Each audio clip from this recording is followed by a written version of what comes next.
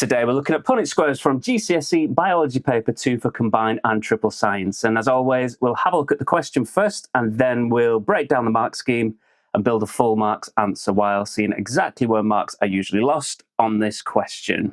So let's have a look at it. In guinea pigs, having hair is caused by a dominant allele. Hairlessness is caused by a recessive allele. A hairless female guinea pig is crossed with a male guinea pig that is heterozygous for the hair allele. Determine the probability that an offspring will be hairless, and you should complete figure 1, identify the phenotype of each offspring genotype, and use the symbols capital H for dominant allele, lowercase h for a recessive allele.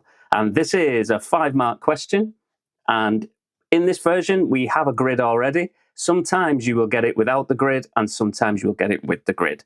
And all we need to do is complete all this, do our probabilities, and also identify the phenotypes. If you'd like to give this question a go and see how many marks you can get before we look at the mark scheme and build a full marks answer, you can pause the video now. And if there's a topic that you're worried about losing marks on, let me know in the comments so that I can cover it in a future video. Okay, so let's have a look at the mark scheme. We've got 5 defined points in this question that we need to address in order to get 1 mark for each. So let's go through these in order. So we've got a female genotype identified as HH with small letters. We've got a male genotype identified as capital H with a lowercase h. We've got Punnett squares completed correctly, phenotypes correctly identified, and a probability correctly given as 1 to 2 or 50%. So when we are looking at this and we are transposing this over to our answer, what we need to think about is what it actually tells us in the question, because this is where all of our information is contained, and this is copyable to any of these questions with Punnett squares. So what we need to identify is that having hair is caused by a dominant allele. So that is going to be our capital H.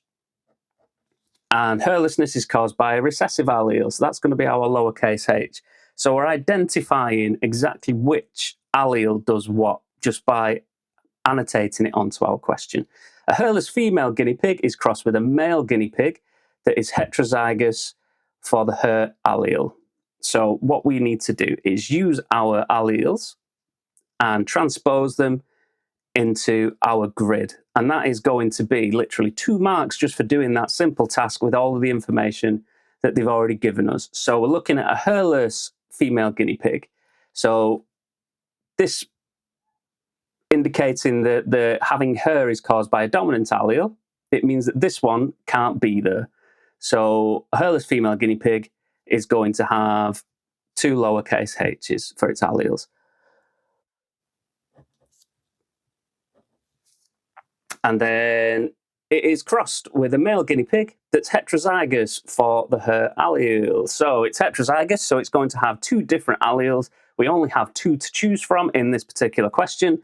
So it is as simple as just putting both of your alleles into the male box. And at that point already, I'll get my red pen. We've identified our female genotype as HH. And we've identified our male genotype with a capital and a lowercase. So a dominant recessive and 2 recessives for the female. So already at this point, we've done not even really worked anything out. We've just transposed the information that they're already giving us and sticking it into our grid.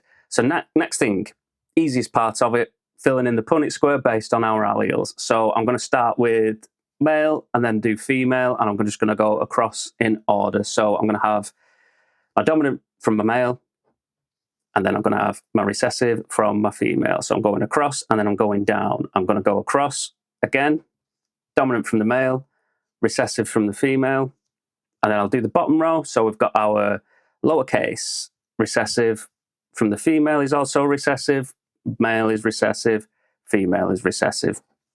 So at that point now, we have already got up to 3 marks. So another one is in there. And then next thing, this is the sort of the part where most people go wrong. So when I'm marking and I'm seeing these questions turn up for this type of question on this topic with a Punnett square, it's, I'd say more times than not, the 5 marks don't get awarded. Basically, what's happening is people are missing this bit, identify the phenotype, because there's no box, there's no specific place on there indicating that you should identify the phenotypes other than it having it in this list here. So there's no like answer box, or there's no line or specific place that that information goes. So a lot of people just completely miss it. They go straight onto the probability and then they're like, bang, I've done it, move on to the next one. So this is like a thing that I'd occasionally probably recommend. If you get a you should list, I would use that as my shopping list for answering my question, and make sure that as I do everything on here, I tick it off. So I've completed figure 1 and I've used the symbols dominant and recessive, but I've still not identified the phenotype of each offspring genotype. And these are all occasionally words that people get mixed up with. So when we talk about genotype, it's specifically what alleles we've got.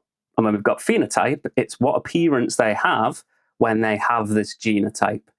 So when we're looking at this, alleles, so a H and a H, we're going to be talking about a genotype. When we're talking about having her or being hairless, that's when we're talking about phenotypes. So I need to identify these, and you can either do it at the side in a space, or the actual easiest way, just to make sure that you don't make any mistakes or sort of go anywhere off grid, I would do it in your actual grid itself in the square for each of these genotypes. So I've got a dominant in there, so it's going to be a hairy guinea pig. This has got a dominant, so that's going to be a hairy guinea pig. These are both recessive with no dominant alleles. So this one is going to be hairless, and I'm going to write it in there underneath exactly the same, and then for this one as well, hairless. So this point now, we have another mark. We've done this. We've identified our genotypes, our phenotypes from our genotypes. So we have got up to 4 marks, and all that is left to do then is work out the ratio. So how many hairy ones, how many hairless ones, and then work that out. So we've got 2 hairy and we've got 2 hairless. So what is the probability of getting either one of those? So if we're going to get 1 hairy one, it's going to be 50%, because we've got 2 chances out of 4. And if we're going for a hairless one, it's also going to be 50%, because we have 2 chances out of 4. So the probability that the offspring will be hairless, dead simple, 50%. Or you can go for one of the other options where you could put it in a ratio as well, or a fraction. So I'm going to put a little or there, because you don't have to do both. Either is fine. And at that point, we have got to our full marks. So we've got all 5. And we have ticked up absolutely everything. Nothing's been missed. And we have the perfect answer. Hopefully that made the structure of the answer a little bit clearer and showed you exactly what the examiner is looking for. If the video helped, do give it a like, because it really helps the channel to reach more students that are revising for their exams. And if you know someone who needs help with this topic, feel free to share this video with them. Check out these other GCSE science walkthroughs on screen now. Thanks for watching, and good luck.